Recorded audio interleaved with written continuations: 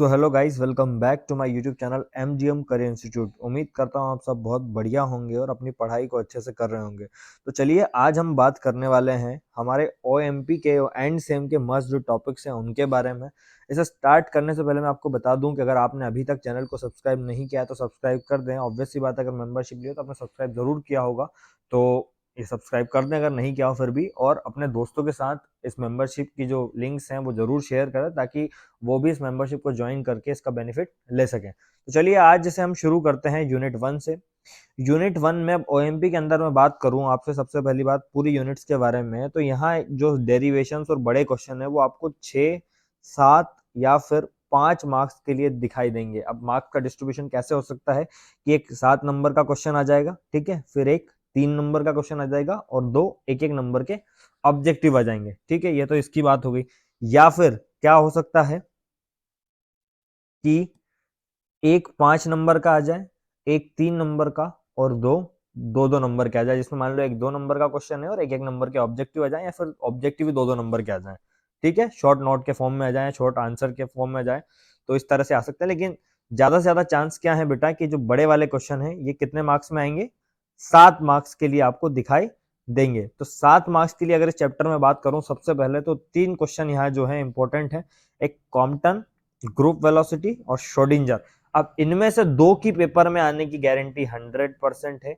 अब एक कोई सा आ भी सकता है और कोई सा भी नहीं आ सकता है। अगर पेपर बिल्कुल इजी बना तो ग्रुप और फेज वेलोसिटी आएगा, लेकिन अगर पेपर का लेवल थोड़ा सा ऊपर रखा तो कॉम्पटन और श्रोडिंगर आएगा। लेकिन इस बात की गारंटी है कि इन 3 में से 2 तो पेपर में आने ही नहीं, क्योंकि इनके अलावा चैप्टर में और कोई ऐसा मेजर टॉपिक नहीं है। तो आपको कॉम्पटन इफेक्ट और श्रोडिंगर को बहुत अच्छे से कर लेना है। भले ही आप ग्रुप वेलोसिटी फेज वेलोसिटी को कम प्रेफरेंस दें, तो सबसे ज्यादा आपको श्रोडिंगर, फिर कॉम्पटन और फिर आपको ग्रुप और फेज देना है, ठीक है। ये तो आना ही आना है एग्जाम के अंदर। ये तो बात हो गई हमारे 7 नंबर के क्वेश्चन के लिए।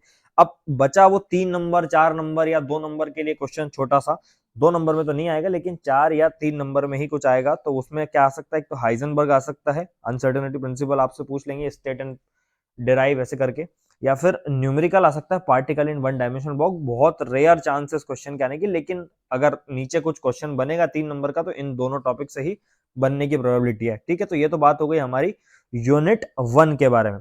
चलिए अब हम बात करते हैं यूनिट 2 के बारे में। यूनिट 2 में अगर मैं बात करूं तो यहाँ फिर वापस से वही मार्क्स का डिस्ट्रीब्यूशन वही रहने वाला है कि एक मेजर क्वेश्चन 6 या 7 या 5 नंबर में आएगा, लेकिन ज्यादा चांस है कि 7 नंबर में आए। अब उसके लायक 2 ही क्वेश्चन इस चैप्टर में बनते हैं, एक तो न्यूटन्स रिंग, उसकी थ्योरी, उसका डेरिवेशन, और एक फ्रॉनहोफर्स डिफ्रैक्शन बनता है, जो कि सिंगल स्लिट वाला।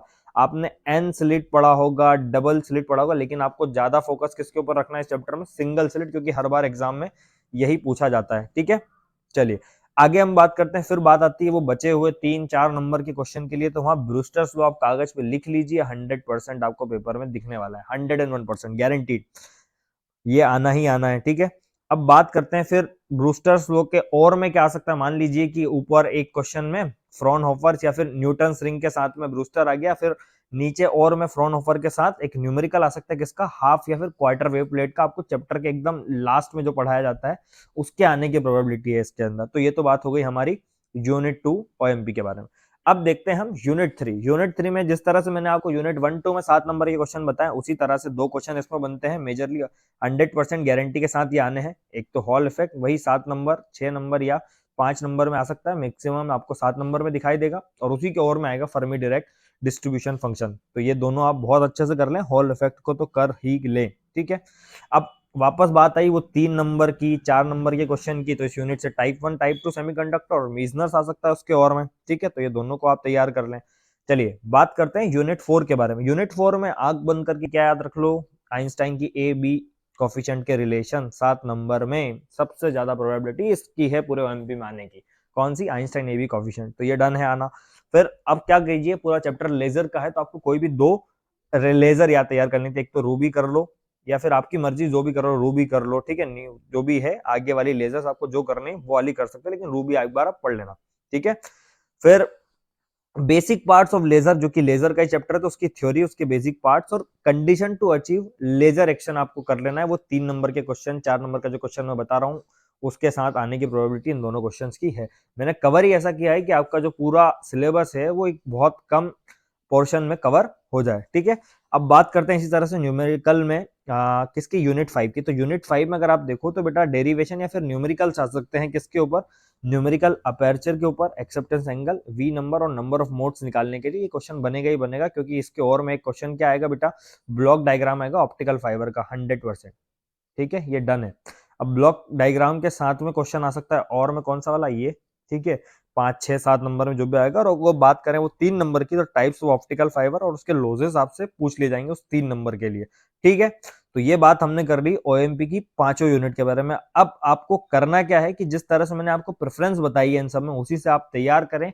ऐसा नहीं है कि आपने सिर्फ पहली यूनिट के सारे क्वेश्चन कर लिए, मैंने 4 क्वेश्चन बताए तो चारों में से एक आना है तो सब कर ले। कम से कम अगर टाइम कम पड़े आपके पास तो हर चैप्टर का आप कम से कम एक एक बड़ा बड़ा जो टॉपिक है जिससे नंबर मैंने बताया कि 7 नंबर में आने वाला है, उसको जरूर तैयार करें ताकि आप एक सेफ स्कोर में पहुंच जाएं। आपके 35 से 40 नंबर तो आ ही जाएं। ठीक है, अब ऑब्जेक्टिव की बात ऐसी रही कि जो थ्योरी आप पढ़ेंगे इसी से ऑब्जेक्टिव बनेगा, तो ऑब्जेक्टिव के लिए ज्यादा परेशान नहीं होना है। एक बार अपने नोट्स, असाइनमेंट, थ्योरीज को ही उसके लिए प्रेफर करें तो आपका काम बन जाएगा। ऑब्जेक्टिव इतने टफ नहीं पूछे जाते हैं। ठीक है, तो ये हो गए हमारे ओएमपी के कंप्लीट रिवीजन के बारे में, मस्ट डू टॉपिक्स के।